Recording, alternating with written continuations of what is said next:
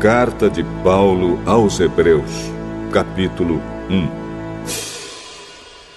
Antigamente, por meio dos profetas, Deus falou muitas vezes e de muitas maneiras aos nossos antepassados. Mas nestes últimos tempos, Ele nos falou por meio do seu Filho. Foi Ele quem Deus escolheu para possuir todas as coisas, e foi por meio dele que Deus criou o universo.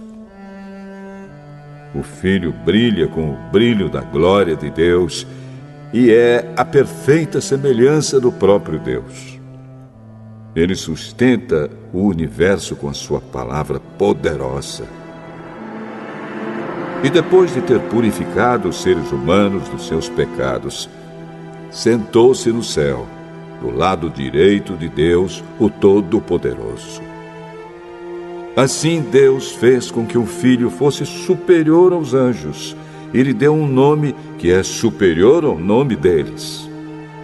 Pois Deus nunca disse a nenhum dos seus anjos: "Você é o meu filho, hoje eu me tornei o seu pai."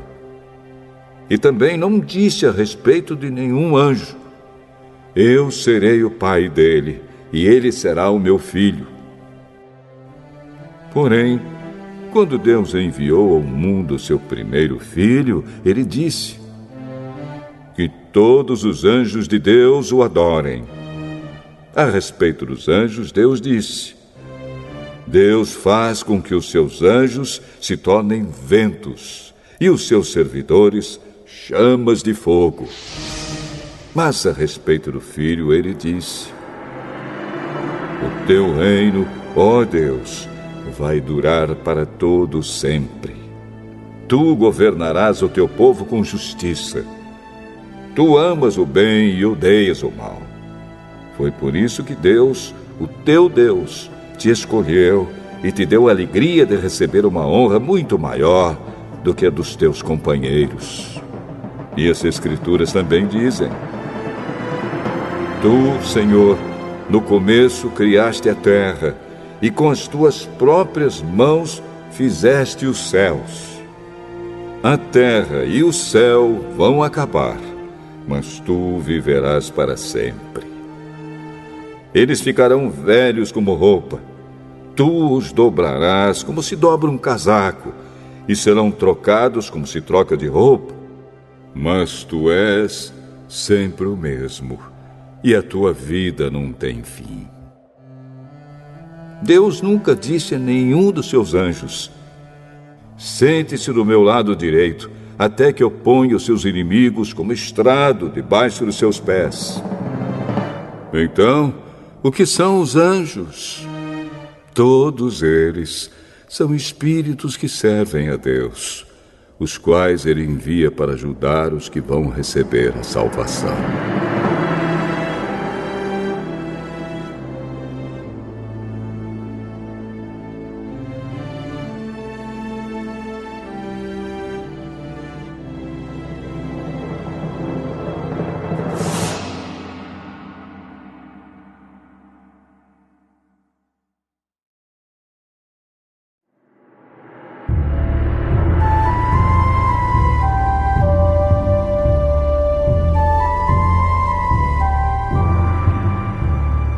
Hebreus, capítulo 2. Por isso devemos prestar mais atenção nas verdades que temos ouvido, para não nos desviarmos delas. Não há dúvida de que a mensagem que foi dada por meio dos anjos é verdadeira. E aqueles que não a seguiram nem foram obedientes a ela, receberam o castigo que mereciam. Sendo assim, como é que nós escaparemos do castigo se desprezarmos uma salvação tão grande? Primeiro, o próprio Senhor Jesus anunciou essa salvação, e depois aqueles que a ouviram nos provaram que ela é verdadeira.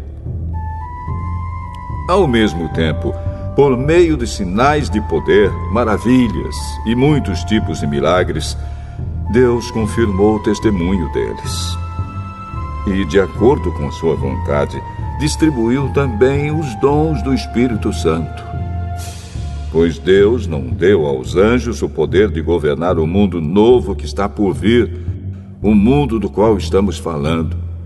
Pelo contrário, em alguma parte das Escrituras Sagradas, alguém afirma: que é um simples ser humano, ó Deus, para que penses nele? Que é o ser mortal para que te preocupes com ele? Tu o colocaste por pouco tempo em posição inferior à dos anjos. Tu lhe deste a glória e a honra de um rei e puseste todas as coisas debaixo do domínio dele. Quando se diz que Deus pôs todas as coisas debaixo do domínio dele, isso quer dizer que nada ficou de fora. Porém, não vemos o ser humano governando hoje todas as coisas. Mas nós vemos Jesus fazendo isso. Por um pouco de tempo, ele foi colocado em posição inferior à dos anjos, para que, pela graça de Deus, ele morresse por todas as pessoas. Agora nós o vemos coroado de glória e de honra por causa da morte que ele sofreu. Pois Deus, que cria e sustenta todas as coisas, fez o que era apropriado e tornou Jesus perfeito por meio do sofrimento. Deus fez isso a fim de que muitos, isto é, os seus filhos, tomassem parte na glória de Jesus. Pois é Jesus quem os guia para a salvação. Jesus purifica as pessoas dos seus pecados, e todos, tanto ele como os que são purificados, têm o mesmo Pai. É por isso que Jesus não se envergonha de chamá-los de irmãos. Como ele diz: ó Deus, eu falarei a respeito de ti aos meus irmãos e te louvarei na reunião do povo. Diz também: eu confiarei nele. E diz ainda: aqui estou eu com os filhos que Deus me deu. Os filhos, como ele os chama, são pessoas de carne e sangue. E por isso o próprio Jesus se tornou igual a eles, tomando parte na natureza humana deles. Ele fez isso para que, por meio da sua morte, pudesse destruir o diabo, que tem poder sobre a morte. E também para libertar os que foram escravos toda a sua vida por causa do medo da morte. É claro que ele não veio para ajudar os anjos. Em vez disso, como dizem as Escrituras, ele ajuda os descendentes de Abraão.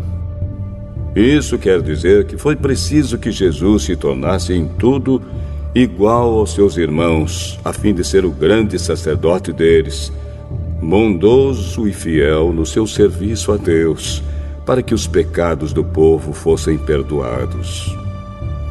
E agora Jesus pode ajudar os que são tentados, pois ele mesmo foi tentado e sofreu.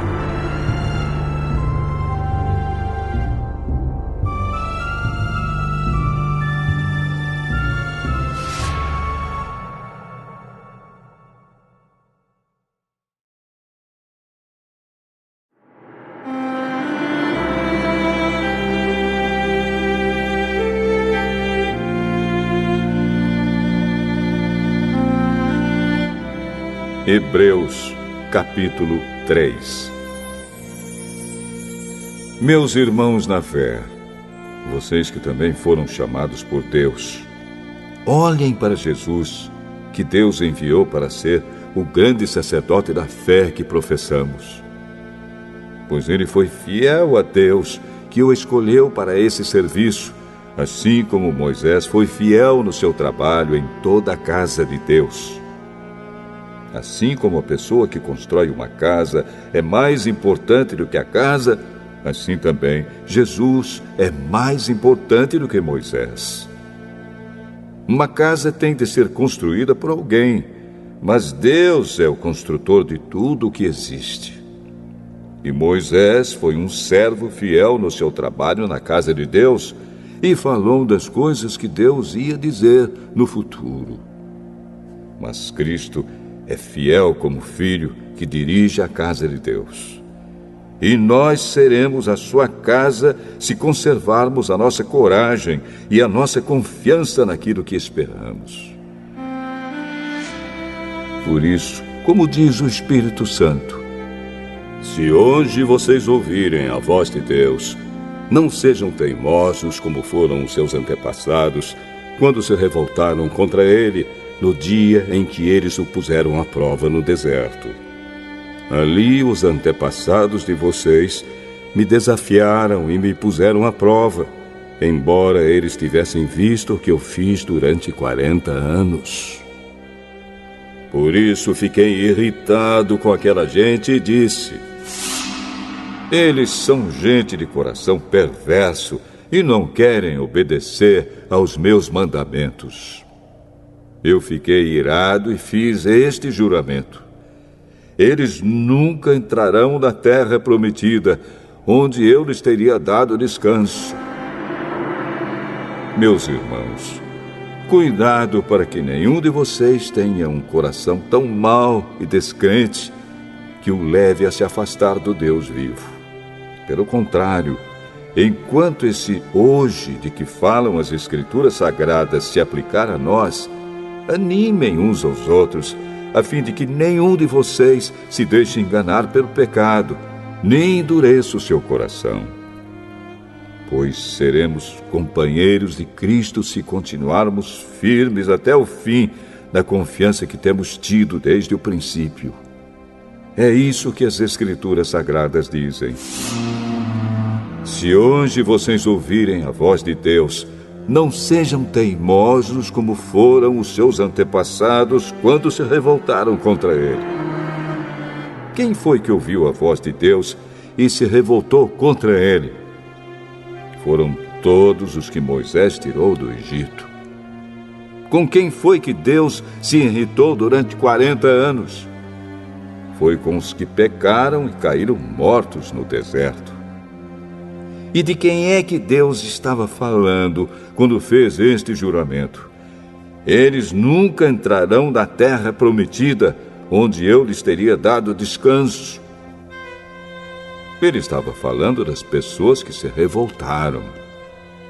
Portanto, vemos que elas não puderam entrar na terra prometida porque não tiveram fé.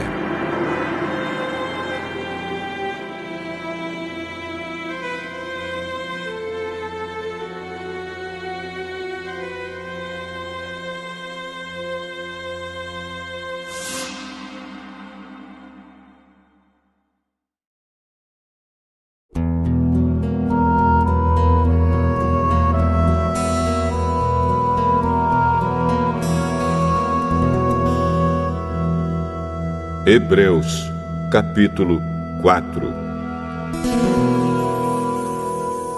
Deus nos deixou a promessa de que podemos receber o descanso de que Ele falou.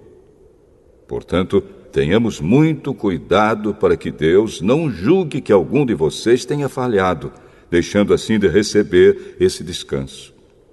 Pois, assim como aquelas pessoas ouviram, também nós ouvimos a boa notícia.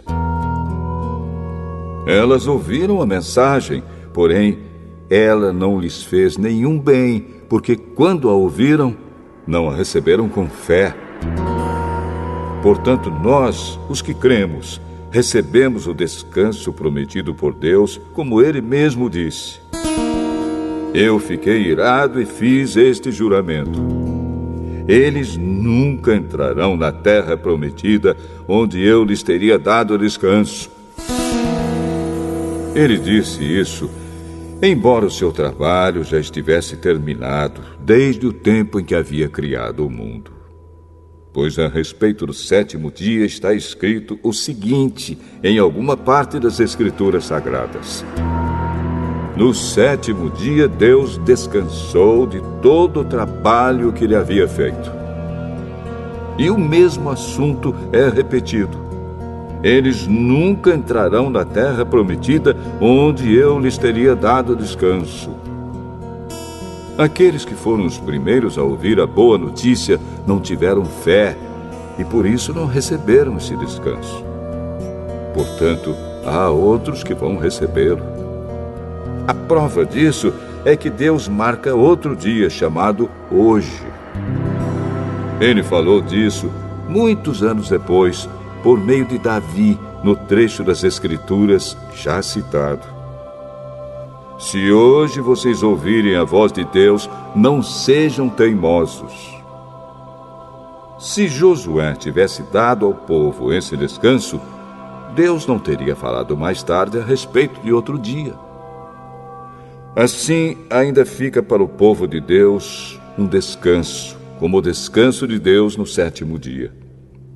Porque quem receber o descanso que Deus prometeu, vai descansar de todos os seus trabalhos, assim como Deus descansou dos trabalhos dele.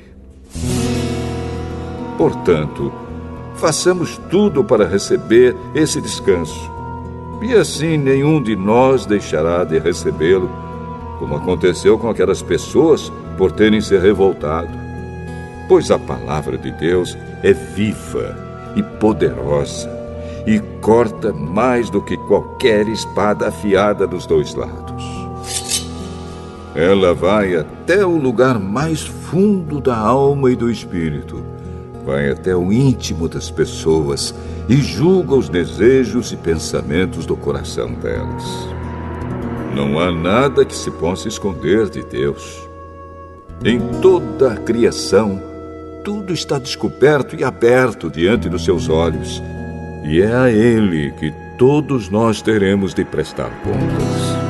Portanto, fiquemos firmes na fé que anunciamos, pois temos um grande sacerdote poderoso, Jesus, o Filho de Deus, o qual entrou na própria presença de Deus. O nosso grande sacerdote não é como aqueles que não são capazes de compreender as nossas fraquezas. Pelo contrário, temos um grande sacerdote que foi tentado do mesmo modo que nós, mas não pecou. Por isso, tenhamos confiança e cheguemos perto do trono divino onde está a graça de Deus. Ali receberemos misericórdia e encontraremos graça sempre que precisarmos de ajuda.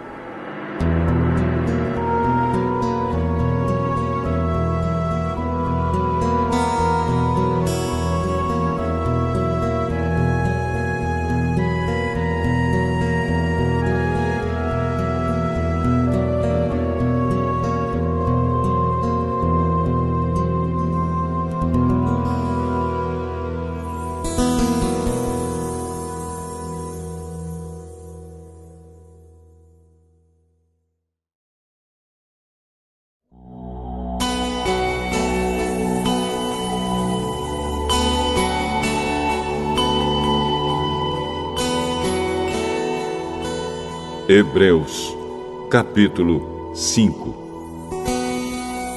Cada grande sacerdote é escolhido entre os homens e nomeado para servir a Deus em favor do povo, apresentando a Deus ofertas e sacrifícios pelos pecados.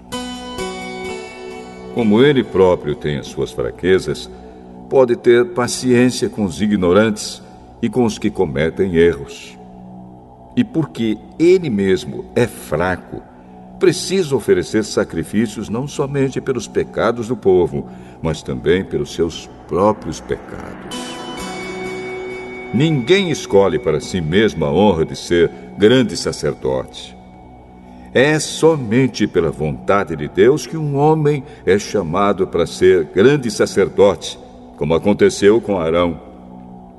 Assim também Cristo não tomou para si mesmo a honra de ser grande sacerdote. Foi Deus quem lhe deu essa honra, pois lhe disse: "Você é o meu filho. Hoje eu me tornei o seu pai." Em outro lugar das Escrituras Sagradas, ele também disse: "Você será sacerdote para sempre, na ordem do sacerdócio de Melquisedeque." Durante a sua vida aqui na terra, Cristo, em voz alta e com lágrimas, fez orações e súplicas a Deus que o podia salvar da morte. E as suas orações foram atendidas porque ele era dedicado a Deus. Embora fosse o Filho de Deus, ele aprendeu, por meio dos seus sofrimentos, a ser obediente. E depois de ser aperfeiçoado, ele se tornou a fonte da salvação eterna para todos os que lhe obedecem. E Deus o nomeou grande sacerdote na ordem do sacerdócio de Melquisedeque. Temos muito o que dizer a respeito desse assunto, mas por que vocês custam a entender as coisas? É difícil explicá-las. Depois de tanto tempo, vocês já deviam ser mestres, mas ainda precisam de alguém que lhes ensine as primeiras lições dos ensinamentos de Deus. Em vez de alimento sólido, vocês ainda precisam de leite. E quem precisa de leite ainda é criança e não tem nenhuma experiência para saber o que está certo ou errado. Porém, a comida dos adultos é sólida, pois eles, pela prática, sabem a diferença entre o que é bom e o que é mau.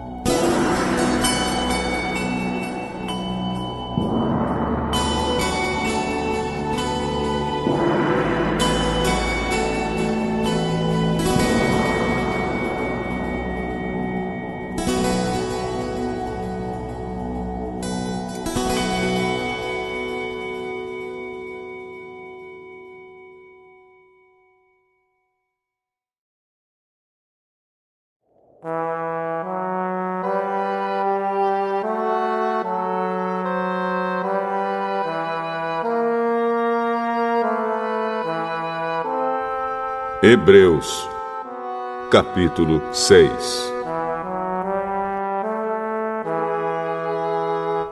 Assim, vamos em frente a fim de chegarmos ao ensinamento de adultos, deixando para trás as primeiras lições da mensagem de Cristo. Nós não vamos colocar de novo as bases dessa mensagem, isto é, a necessidade de abandonar uma vida inútil e de crer em Deus. O ensinamento a respeito dos batismos e da cerimônia de pôr as mãos sobre os cristãos, e a ressurreição dos mortos e o julgamento eterno. Vamos em frente, e se Deus quiser, é isso que faremos. Como é que as pessoas que abandonaram a fé podem se arrepender de novo? Elas já estavam na luz de Deus, já haviam experimentado o dom do céu e recebido a sua parte do Espírito Santo. Já haviam conhecido por experiência que a palavra de Deus é boa e tinham experimentado os poderes do mundo que há de vir. Mas depois abandonaram a fé. É impossível levar essas pessoas a se arrependerem de novo, pois estão crucificando outra vez o Filho de Deus e zombando publicamente dele. Deus abençoa a terra que recebe a chuva, a qual muitas vezes cai sobre ela e produz plantas úteis para aqueles que trabalham nela. Mas a terra que produz mato e espinhos não serve para nada. Ela corre o perigo de ser amaldiçoada por Deus e acaba sendo queimada. Porém, ainda que falemos dessa maneira, meus queridos irmãos, estamos certos de que vocês têm as melhores bênçãos que vêm da salvação. Deus não é injusto. Ele não esquece o trabalho que vocês fizeram, nem o amor que lhe mostraram na ajuda que deram e ainda estão dando aos seus irmãos na fé.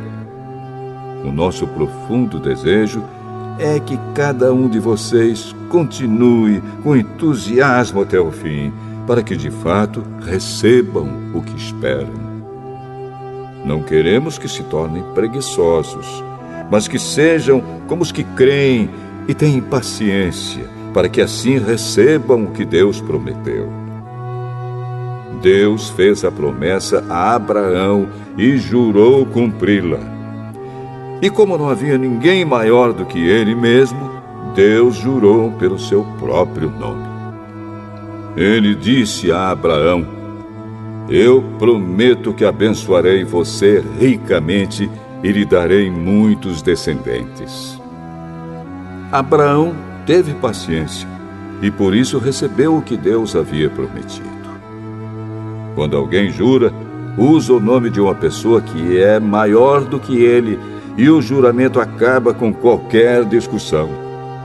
Deus quis deixar bem claro aos que iam receber o que ele havia prometido que jamais mudaria sua decisão. Por isso, junto com a promessa, fez o juramento. Portanto, há duas coisas que não podem ser mudadas, e a respeito delas, Deus não pode mentir. E assim nós, que encontramos segurança nele, nos sentimos muito encorajados a nos manter firmes na esperança que nos foi dada. Essa esperança mantém segura e firme a nossa vida, assim como a âncora mantém seguro o barco. Ela passa pela cortina do templo do céu e entra no lugar santíssimo celestial. Foi lá que, para o nosso bem, Jesus entrou antes de nós. E ele se tornou para sempre o grande sacerdote, na ordem do sacerdócio de Melquisedeque.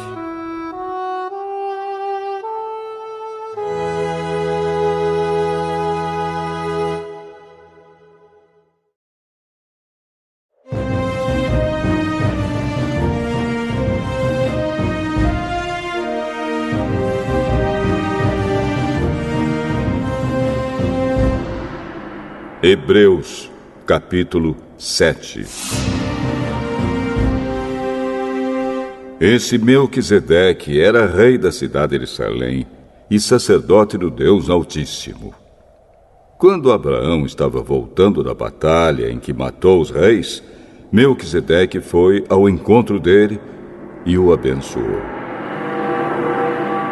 Abraão lhe deu a 10ª parte de tudo que ele havia tomado dos inimigos na batalha. O nome de Melquisedeque quer dizer, primeiramente, Rei da Justiça. E porque ele era rei de Salém, o seu nome também quer dizer Rei da Paz. Não se conhece o pai, nem a mãe, nem qualquer antepassado de Melquisedeque.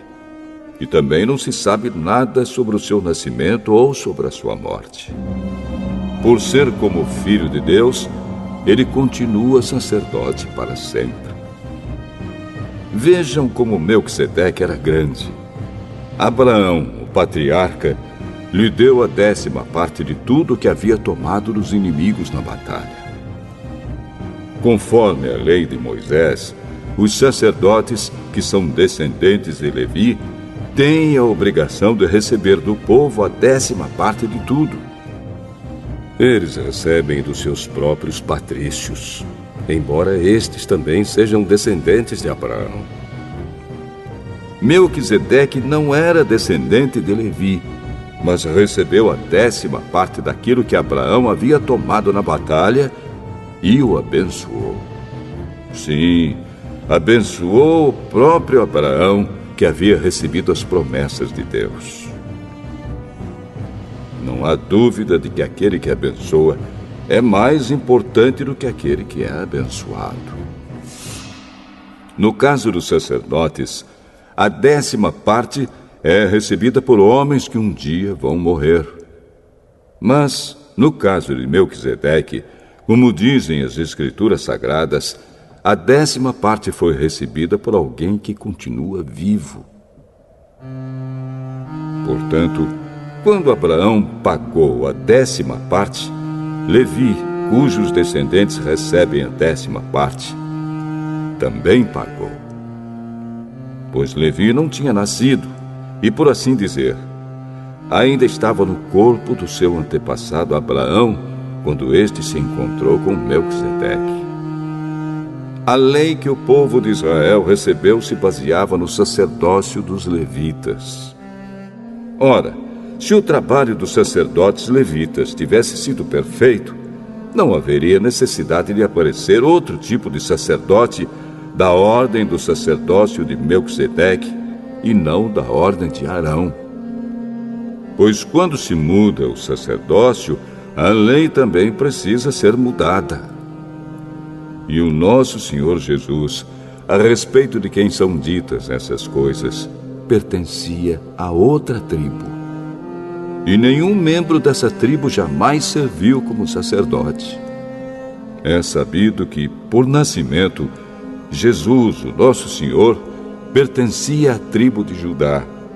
E Moisés não disse nada dessa tribo quando falou a respeito de sacerdotes.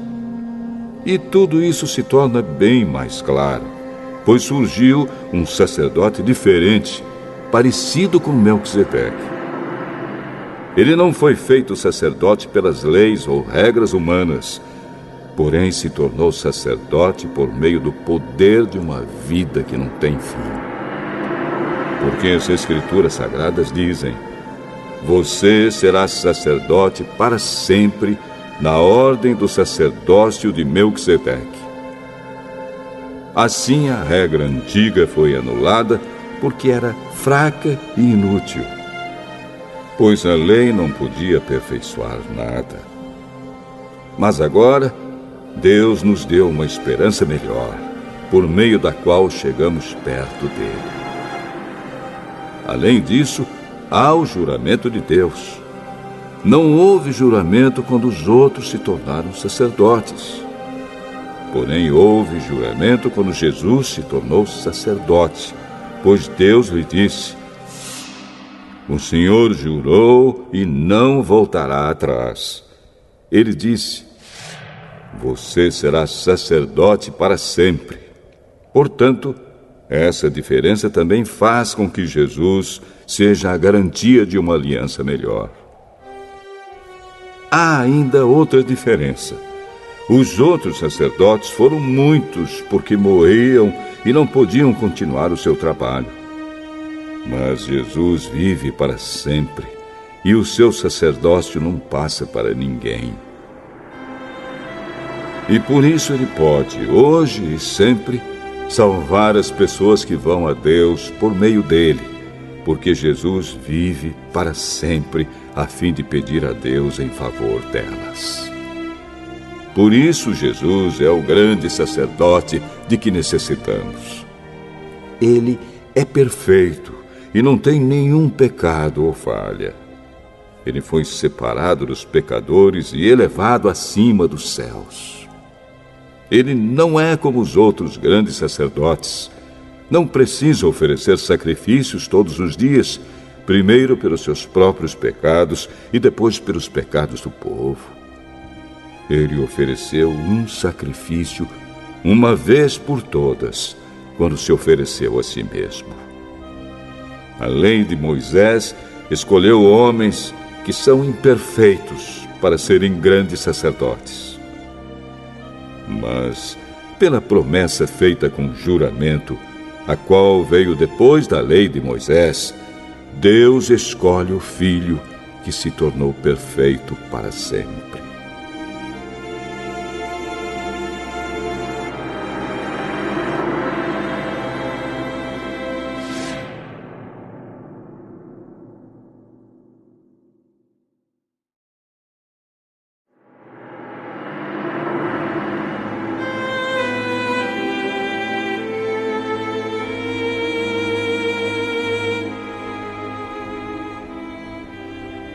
Hebreus, capítulo 8. A coisa mais importante de tudo o que estamos dizendo tem a ver com o sacerdote que nós temos.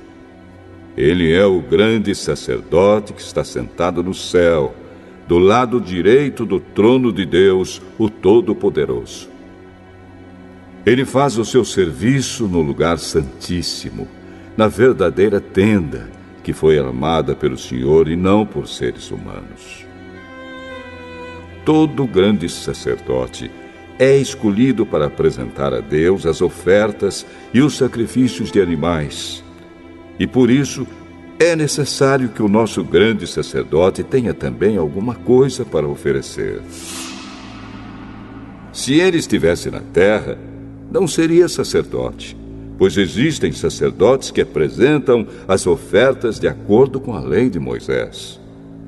O trabalho que esses sacerdotes fazem é, de fato, somente uma cópia e uma sombra do que está no céu. Foi isso que aconteceu quando Deus falou com Moisés. Quando Moisés estava para construir a tenda, Deus disse: tenha cuidado para fazer tudo de acordo com o modelo que eu lhe mostrei no monte.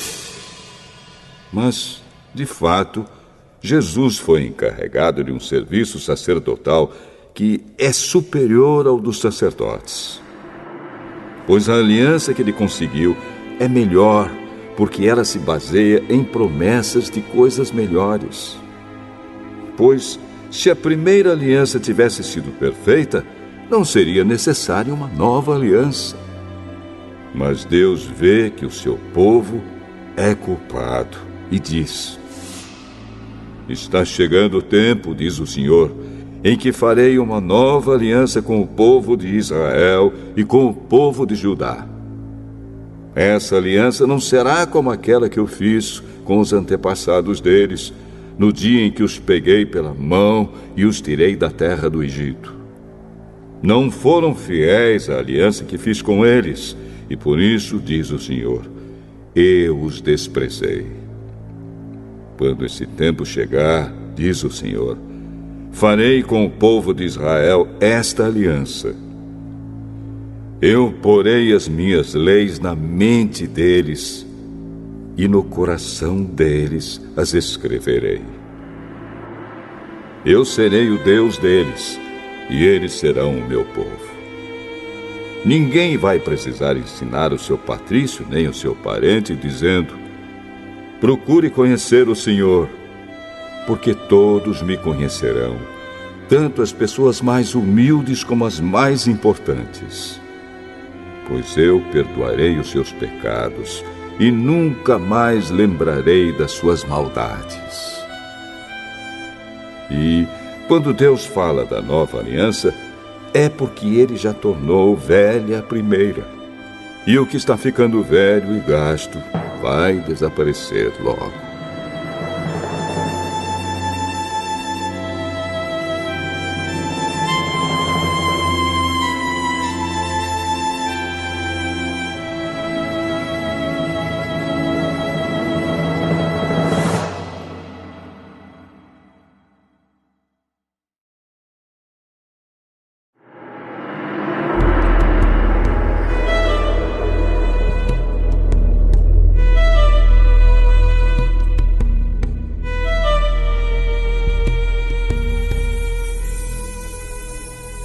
Hebreus, capítulo 9. A primeira aliança tinha leis sobre a adoração e tinha também um santuário construído por seres humanos onde se adorava a Deus. Foi armada uma tenda dividida em duas partes. Na parte da frente, chamada Lugar Santo, ficavam o candelabro e a mesa com os pães oferecidos a Deus. Atrás da segunda cortina ficava a parte que era chamada de Lugar Santíssimo. Ali estava colocado o altar de ouro, onde era queimado o incenso, e também estava colocada a arca da aliança, toda coberta de ouro. Dentro da arca estavam a vasilha de ouro com o maná, o bastão de Arão, do qual tinham saído brotos, e as duas placas de pedra com os mandamentos escritos nelas. Em cima da arca, representando a presença divina, estavam os querubins, com as suas asas abertas sobre o lugar onde os pecados eram perdoados. Mas agora não é o momento de explicar os detalhes dessas coisas. Depois de tudo isso ter sido preparado, os sacerdotes entram todos os dias na parte da frente da tenda, que é o lugar santo, para cumprir os seus deveres religiosos. Mas somente o grande sacerdote entra na parte de trás, que é o lugar santíssimo, e isso apenas uma vez por ano. Ele oferece a Deus o sangue de animais em favor de si mesmo e também pelos pecados que o povo cometeu sem saber que estava pecando. Por meio disso tudo, o Espírito Santo nos ensina de modo bem claro que a entrada para o lugar santíssimo ainda não foi aberta enquanto a parte da frente, que é o lugar santo, continuar sendo usada. Isso é um símbolo para hoje. Quer dizer que as ofertas e os sacrifícios de animais oferecidos a Deus não tornam perfeito o coração das pessoas que o adoram. Essas ofertas e sacrifícios têm a ver somente com comida, com bebida e com várias cerimônias de purificação. São regras externas que têm valor somente até que Deus renove todas as coisas. Mas Cristo veio como o grande sacerdote das coisas boas que já estão aqui. A tenda em que ele serve é melhor e mais perfeita e não foi construída por seres humanos, isto é, não é deste mundo. Quando Cristo veio e entrou uma vez por todas no lugar santíssimo, ele não levou consigo sangue de bodes ou de bezerros para oferecer como sacrifício. Pelo contrário, ele ofereceu o seu próprio sangue e conseguiu para nós a salvação eterna. O sangue de bodes e de touros e as cinzas da bezerra queimada são espalhados sobre as pessoas impuras e elas ficam purificadas por fora. Se isso é assim, imagine então quanto maior ainda é o poder do sangue de Cristo. Por meio do Espírito Eterno, ele se ofereceu a si mesmo a Deus como sacrifício sem defeito. E o seu sangue nos purifica por dentro, tirando as nossas culpas. Assim podemos servir ao Deus vivo, pois já não praticamos cerimônias que não valem nada. Portanto, é Cristo quem consegue fazer uma nova aliança, para que os que foram chamados por Deus possam receber as bênçãos eternas que o próprio Deus prometeu. Isso pode ser feito porque houve uma morte que livrou as pessoas dos pecados que praticaram enquanto a primeira aliança estava em vigor. Onde há um testamento, é necessário provar que a pessoa que o fez já morreu. Pois o testamento não vale nada enquanto estiver vivo quem o fez. Só depois da morte dessa pessoa é que o testamento tem valor. É por isso que a primeira aliança entrou em vigor somente com o uso do sangue de animais. Em primeiro lugar, Moisés anunciou ao povo todos os mandamentos conforme estavam na lei. Depois pegou o sangue dos bezerros e dos bodes, misturou com água e borrifou o livro da lei e todo o povo, usando lã tingida de vermelho e hisopo. Então disse: Este é o sangue que sela a aliança que Deus mandou vocês obedecerem. Da mesma forma, Moisés também borrifou sangue sobre a tenda e sobre todos os objetos usados na adoração. De fato, de acordo com a lei, quase tudo é purificado com sangue. E não havendo derramamento de sangue, não há perdão de pecados.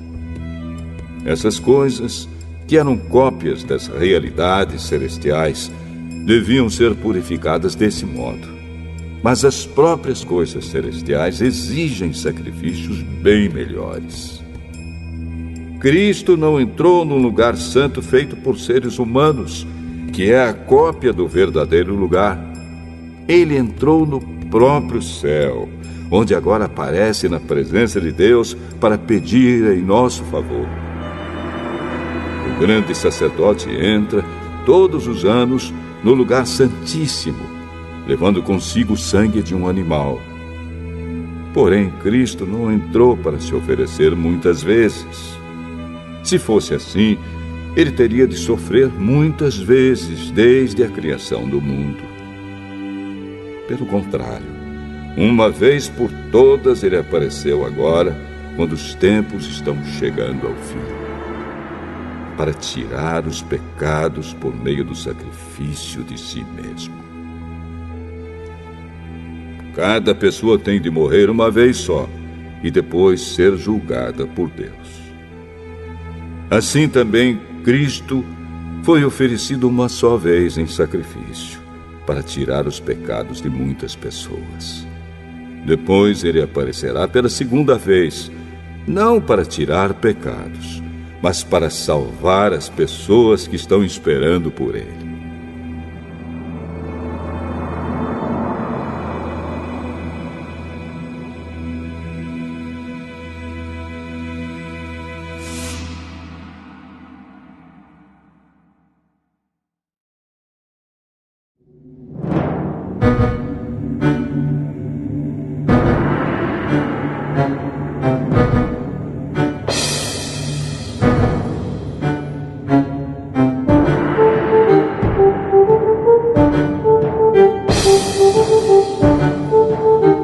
Hebreus, capítulo 10.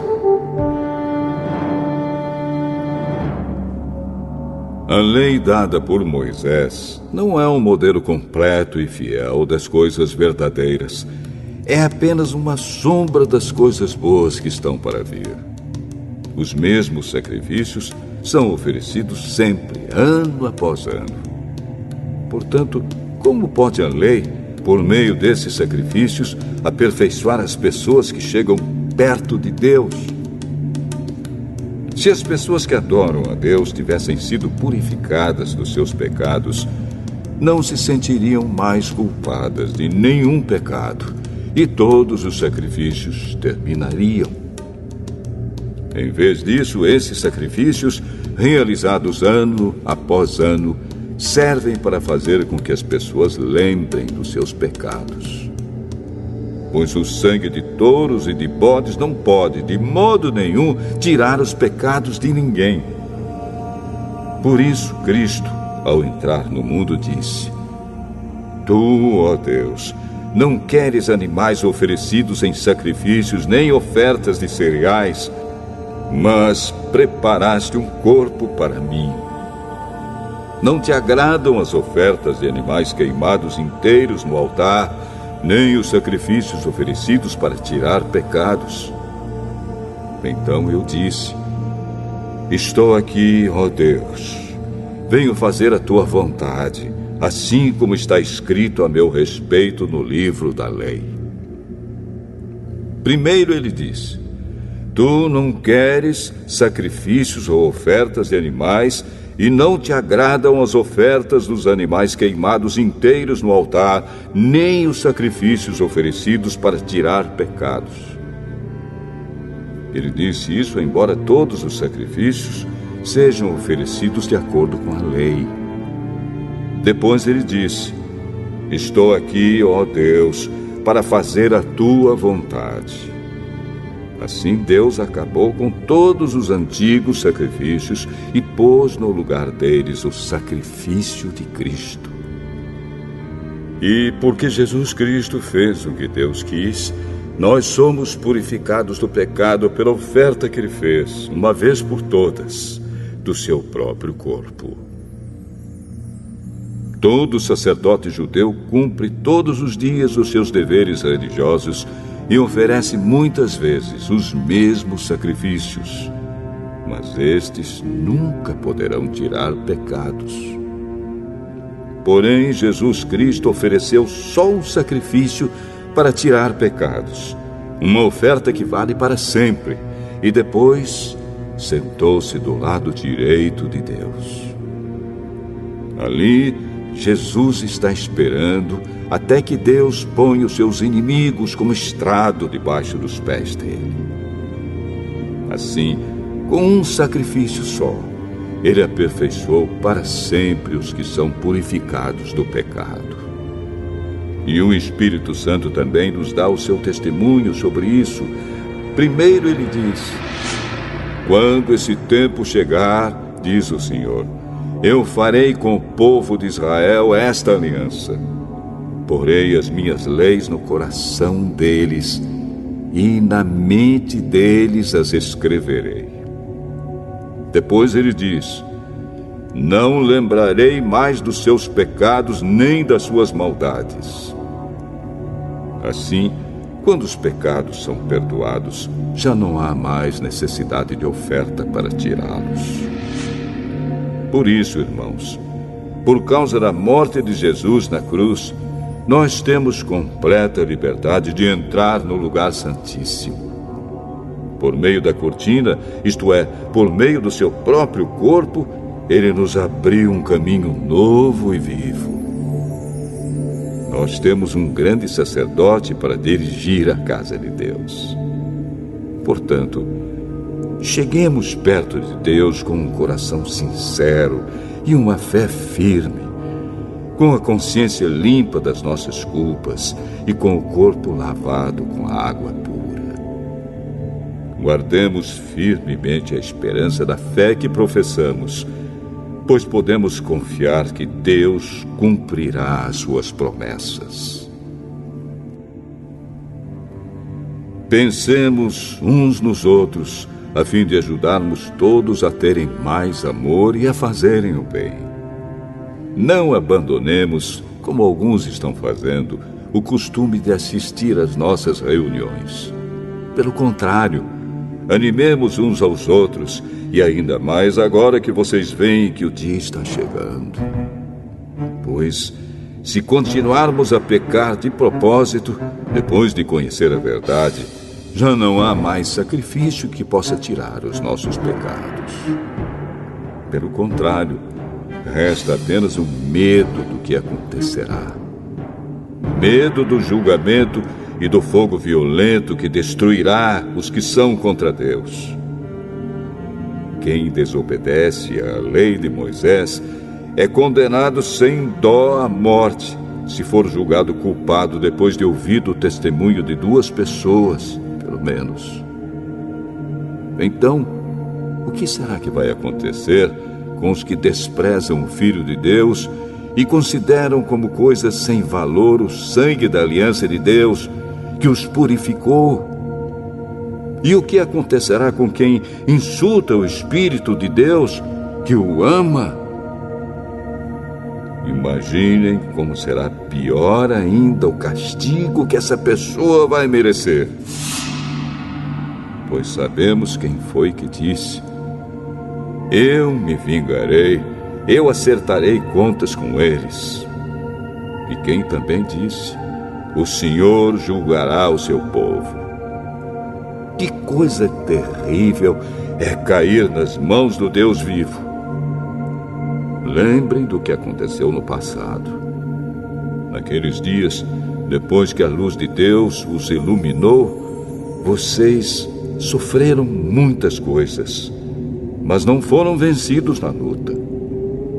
Alguns foram insultados e maltratados publicamente, e em outras ocasiões vocês estavam prontos para tomar parte no sofrimento dos que foram tratados assim. Vocês participaram do sofrimento dos prisioneiros. E quando tudo que vocês tinham foi tirado, vocês suportaram isso com alegria, porque sabiam que possuíam uma coisa muito melhor, que dura para sempre. Portanto, não percam a coragem, pois ela traz uma grande recompensa. Vocês precisam ter paciência para poder fazer a vontade de Deus e receber o que Ele promete. Pois, como Ele diz nas Escrituras Sagradas, um pouco mais de tempo, um pouco mesmo, e virá aquele que tem de vir. Ele não vai demorar. E todos aqueles que eu aceito terão fé em mim e viverão. Mas, se uma pessoa voltar atrás, eu não ficarei contente com ela. Nós não somos gente que volta atrás e se perde. Pelo contrário, temos fé e somos salvos.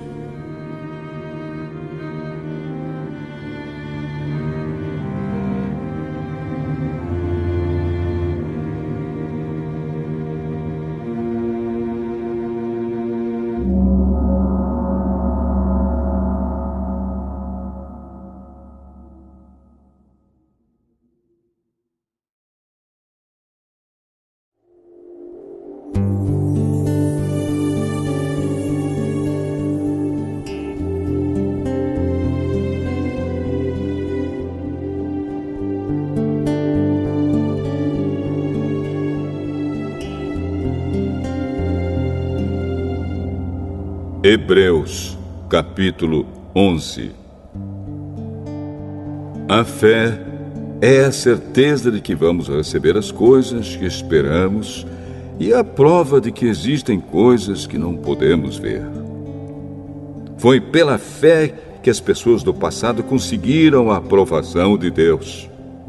É pela fé que entendemos que o universo foi criado pela palavra de Deus e que aquilo que pode ser visto foi feito daquilo que não se vê. Foi pela fé que Abel ofereceu a Deus um sacrifício melhor do que o de Caim. Pela fé, ele conseguiu a aprovação de Deus como homem correto, tendo o próprio Deus aprovado as suas ofertas. Por meio da sua fé, Abel, mesmo depois de morto, ainda fala. Foi pela fé que Enoque escapou da morte. Ele foi levado para Deus e ninguém o encontrou, porque Deus mesmo o havia levado. As Escrituras Sagradas dizem que antes disso ele já havia agradado a Deus. Sem fé, ninguém pode agradar a Deus, porque quem vai a Ele precisa crer que Ele existe e que recompensa os que procuram conhecer o melhor. Foi pela fé que Noé ouviu os avisos de Deus sobre as coisas que iam acontecer e que não podiam ser vistas. Noé obedeceu a Deus e construiu uma barca em que ele e a sua família foram salvos. Assim Noé condenou o mundo e recebeu de Deus a aprovação que vem por meio da fé. Foi pela fé que Abraão, ao ser chamado por Deus, obedeceu e saiu para uma terra que Deus lhe prometeu dar. Ele deixou o seu próprio país sem saber para onde ia. Pela fé, ele morou como estrangeiro na terra que Deus lhe havia prometido. Viveu em barracas com Isaque e Jacó, que também receberam a mesma promessa de Deus.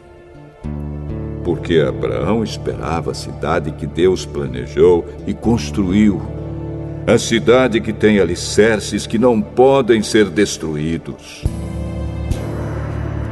Foi pela fé que Abraão se tornou pai, embora fosse velho demais, e a própria Sara não pudesse mais ter filhos. Ele creu que Deus ia cumprir a sua promessa. Assim, de um só homem, que estava praticamente morto, nasceram tantos descendentes como as estrelas do céu, tão numerosos como os grãos de areia da praia do mar. Todos esses morreram cheios de fé. Não receberam as coisas que Deus tinha prometido, mas as viram de longe e ficaram contentes por causa delas. E declararam que eram estrangeiros e refugiados de passagem por este mundo. E aqueles que dizem isso mostram bem claro que estão procurando uma pátria para si mesmos. Não ficaram pensando em voltar para a terra de onde tinham saído. Se quisessem, teriam a oportunidade de voltar. Mas, pelo contrário, estavam procurando uma pátria melhor, a pátria celestial. E Deus não se envergonha de ser chamado de o Deus deles, porque Ele mesmo preparou uma cidade para eles. Foi pela fé que Abraão, quando Deus o quis pôr à prova, ofereceu seu filho Isaque em sacrifício. Deus tinha prometido muitos descendentes a Abraão, mas mesmo assim ele estava pronto para oferecer o seu único filho em sacrifício. Deus lhe tinha dito: por meio de Isaque é que você terá descendentes. Abraão reconhecia que Deus era capaz de ressuscitar Isaque, e por assim dizer, Abraão tornou a receber da morte o seu filho Isaque. Foi pela fé que Isaque prometeu bênçãos para o futuro a Jacó e a Esaú. Foi pela fé que Jacó, pouco antes de morrer, abençoou os filhos de José. Ele se apoiou na sua bengala e adorou a Deus. Foi pela fé que José, quando estava para morrer, falou da saída dos israelitas do Egito e deu ordens sobre o que deveria ser feito com o seu corpo. Foi pela fé que os pais de Moisés, quando ele nasceu, o esconderam durante 3 meses. Eles viram que o menino era bonito e não tiveram medo de desobedecer a ordem do rei. Foi pela fé que Moisés, quando já era adulto, não quis ser chamado de filho da filha de Faraó. Ele preferiu sofrer com o povo de Deus, em vez de gozar, por pouco tempo, os prazeres do pecado. Ele achou que era muito melhor sofrer o desprezo por causa do Messias do que possuir todos os tesouros do Egito. É que ele tinha os olhos fixos na recompensa futura. Foi pela fé que Moisés saiu do Egito, sem ter medo da raiva do rei, e continuou firme, como se estivesse vendo o Deus invisível. Pela fé, Moisés começou o costume de celebrar a Páscoa e mandou marcar com sangue as portas das casas dos israelitas para que o anjo da morte não matasse os filhos mais velhos deles. Foi pela fé que os israelitas atravessaram o Mar Vermelho como se fosse terra seca. E quando os egípcios tentaram atravessar, o mar os engoliu. Foi pela fé que caíram as muralhas de Jericó, depois que os israelitas marcharam em volta delas durante 7 dias. Foi pela fé que Raabe, a prostituta, não morreu com os que tinham desobedecido a Deus, pois ela havia recebido bem os espiões israelitas. O que mais posso dizer? O tempo é pouco para falar de Gideão, de Baraque, de Sansão, de Jefté, de Davi, de Samuel e dos profetas. Pela fé, eles lutaram contra nações inteiras e venceram. Fizeram o que era correto e receberam o que Deus lhes havia prometido. Fecharam a boca de leões, apagaram incêndios terríveis e escaparam de serem mortos à espada. Eram fracos, mas se tornaram fortes. Foram poderosos na guerra e venceram exércitos estrangeiros. Pela fé, mulheres receberam de volta os seus mortos, que ressuscitaram. Outros foram torturados até a morte. Eles recusaram ser postos em liberdade a fim de ressuscitar para uma vida melhor. Alguns foram insultados e surrados, e outros acorrentados e jogados na cadeia. Outros foram mortos a pedradas, outros cerrados pelo meio, e outros mortos à espada. Andaram de um lado para outro vestidos de peles de ovelhas e de cabras. Eram pobres, perseguidos e maltratados.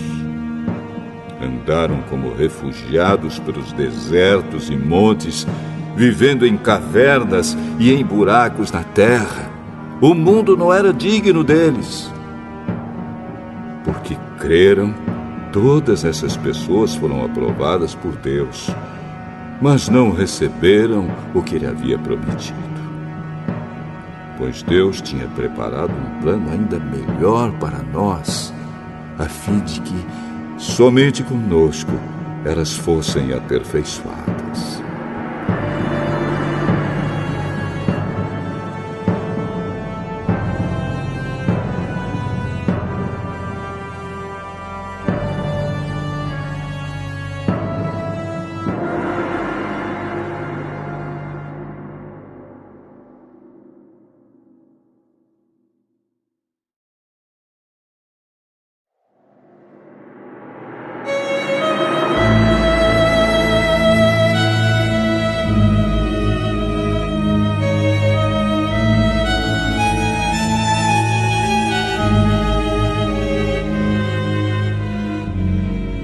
Hebreus, capítulo 12.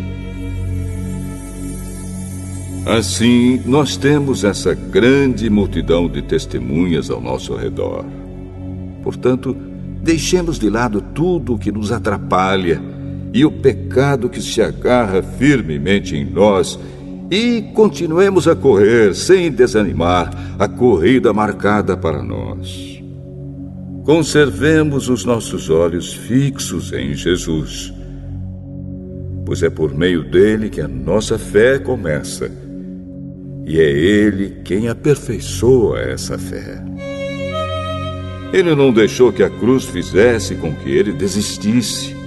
Pelo contrário, por causa da alegria que lhe foi prometida, ele não se importou com a humilhação de morrer na cruz e agora está sentado do lado direito do trono de Deus. Pensem no sofrimento dele e como suportou com paciência o ódio dos pecadores. Assim vocês não desanimem, nem desistam, porque na luta contra o pecado vocês ainda não tiveram de combater até a morte. Será que vocês já esqueceram as palavras de encorajamento que Deus lhes disse, como se vocês fossem filhos dele? Pois ele disse: preste atenção, meu filho, quando o Senhor o castiga, e não se desanime quando ele o repreende. Pois o Senhor corrige quem ele ama e castiga quem ele aceita como filho. Suportem o sofrimento com paciência, como se fosse um castigo dado por um pai, pois o sofrimento de vocês mostra que Deus os está tratando como seus filhos. Será que existe algum filho que nunca foi corrigido pelo pai? Se vocês não são corrigidos, como acontece com todos os filhos de Deus, então não são filhos de verdade, mas filhos ilegítimos. No caso dos nossos pais humanos, eles nos corrigiam e nós os respeitávamos. Então devemos obedecer muito mais ainda ao nosso Pai Celestial, e assim viveremos. Os nossos pais humanos nos corrigiam durante pouco tempo, pois achavam que isso era certo. Mas Deus nos corrige para o nosso próprio bem, para que participemos da sua santidade. Quando somos corrigidos, isso no momento nos parece motivo de tristeza e não de alegria.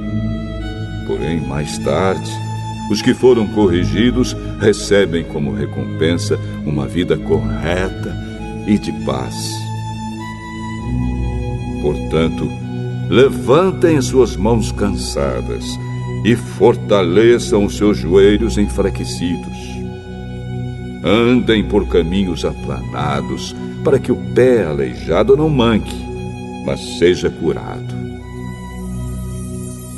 Procurem ter paz com todos e se esforcem para viver uma vida completamente dedicada ao Senhor, pois sem isso ninguém o verá. Tomem cuidado para que ninguém abandone a graça de Deus. Cuidado para que ninguém se torne como uma planta amarga que cresce e prejudica muita gente com o seu veneno. E tomem cuidado também para que ninguém se torne imoral ou perca o respeito pelas coisas sagradas, como Esaú, que por causa de um prato de comida vendeu seus direitos de filho mais velho. Como vocês sabem, depois ele quis receber a bênção do seu pai, mas foi rejeitado porque não encontrou um modo de mudar o que havia feito, embora procurasse fazer isso até mesmo com lágrimas. Vocês não foram como o povo de Israel. Vocês não chegaram perto de alguma coisa que se pode tocar, como o Monte Sinai com seu fogo destruidor, a escuridão e as trevas, a tempestade, o barulho de trombeta e o som de uma voz. Quando os israelitas ouviram a voz, pediram que ela não dissesse mais nada pois eles não podiam suportar a ordem que dizia: até um animal, se tocar o monte, deverá ser morto a pedradas. O que estavam vendo era tão terrível que Moisés disse: estou tremendo de medo. Pelo contrário, vocês chegaram ao Monte Sião e à cidade do Deus vivo, a Jerusalém celestial com seus milhares de anjos. Vocês chegaram à reunião alegre dos filhos mais velhos de Deus, isto é, daqueles que têm o nome deles escrito no céu. Vocês chegaram até Deus, que é o juiz de todos, e chegaram também aos espíritos dos que são corretos e que foram aperfeiçoados. Vocês chegaram até Jesus, que fez a nova aliança e que borrifou o sangue que fala de coisas muito melhores do que o sangue de Abel. Portanto, tenham cuidado e não recusem ouvir aquele que fala. Aqueles que recusaram ouvir a pessoa que entregou a mensagem divina na terra não puderam escapar. Por isso, muito menos escaparemos nós se rejeitarmos aquele que lá do céu nos fala. Naquele tempo, a voz de Deus fez com que a terra estremecesse. Mas agora ele prometeu isto: mais uma vez farei com que trema não somente a terra, mas também o céu. As palavras "mais uma vez" mostram bem que as coisas criadas serão abaladas e mudadas, para que as que não podem ser abaladas continuem como estão. Por isso, sejamos agradecidos, pois já recebemos um reino que não pode ser abalado. Sejamos agradecidos e adoremos a Deus de um modo que o agrade, com respeito e temor. Porque, na verdade, o nosso Deus é um fogo destruidor.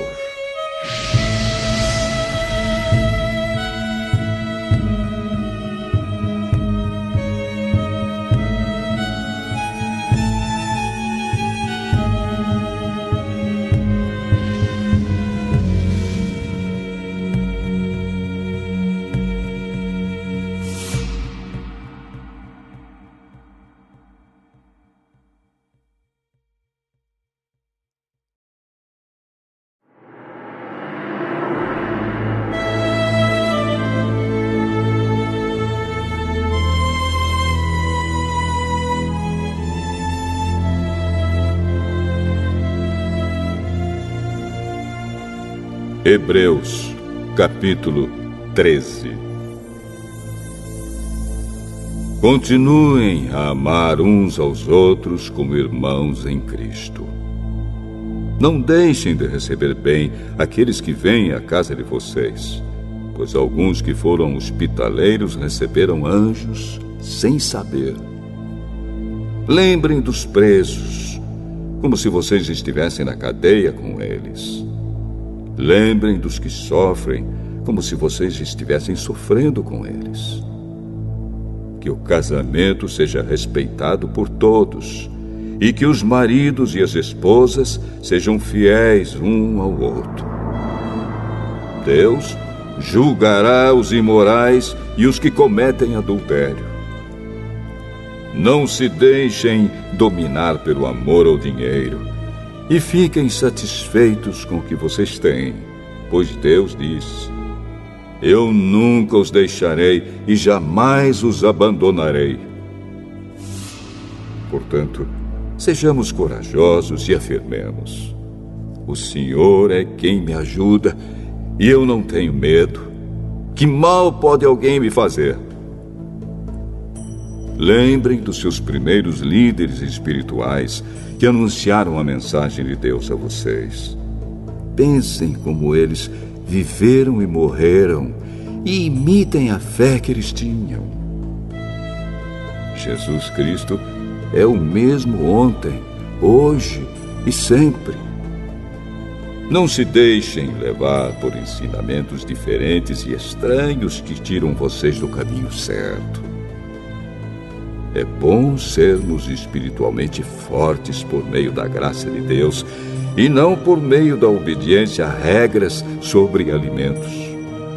Pois os que obedecem a essas regras não têm sido ajudados por elas. Os sacerdotes que servem no templo não têm o direito de comer do sacrifício que é oferecido sobre o nosso altar. O grande sacerdote leva o sangue de animais para dentro do lugar santíssimo, a fim de oferecê-lo como sacrifício pelos pecados. Mas os corpos dos animais são queimados fora do acampamento. Por isso, Jesus também morreu fora da cidade de Jerusalém para, com o seu próprio sangue, purificar o povo dos seus pecados.